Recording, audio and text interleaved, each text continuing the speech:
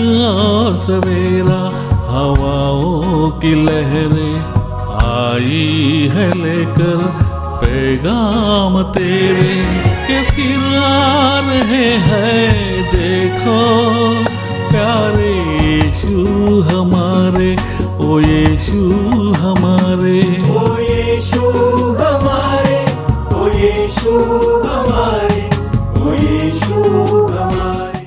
प्रभु यीशु मसीह के सर्वश्रेष्ठ नाम में आप सभी का अभिवादन। पवित्र शास्त्र बाइबल में नीति वचन के 6 अध्याय के 16 से 19 वचनों में परमेश्वर जिनसे घृणा करते हैं या जो विषय उसे नापसंद है, उनमें से चौथी बात है अनर्थ कल्पना गढ़ने वाला मन। अब्राहम का परपोता योसेफ अपने भाइयों की तरह दुर्व्यवहार नहीं करता था।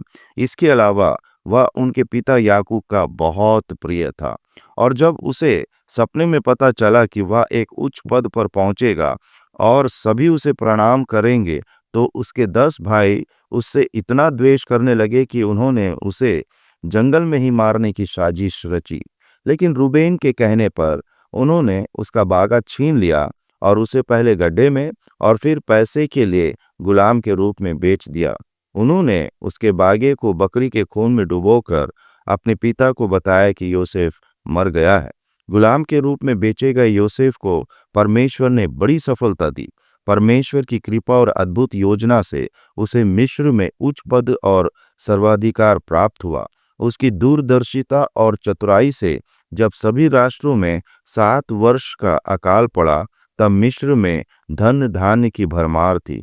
जब योसेफ के भाई अनाज खरीदने के लिए योसेफ के पास आए, तो योसेफ ने उन्हें अपनी पहचान बताई। उन्होंने उन्हें सांत्वना भी दी और उस अकाल में उनकी जान भी बचाई।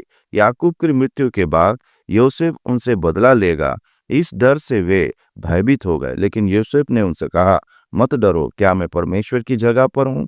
यद्यपि तुम लोगों ने मेरे लिए बुराई का विचार किया था, परंतु परमेश्वर ने उसी बात में भलाई का विचार किया, जिससे वह ऐसा करे जैसा आज के दिन प्रकट है कि बहुतों से लोगों के प्राण बचे हैं।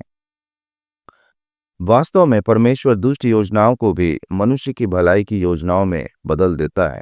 प्रभु यीशु मसीह के कार्य और उपदेशों के कारण उससे द्वेष करने वाले लोगों ने उसे क्रूस पर कील ठोककर मारने की कोशिश की, लेकिन उनकी यह दुष्ट योजना संपूर्ण मनुष्य जाति के लिए भलाई साबित हुई।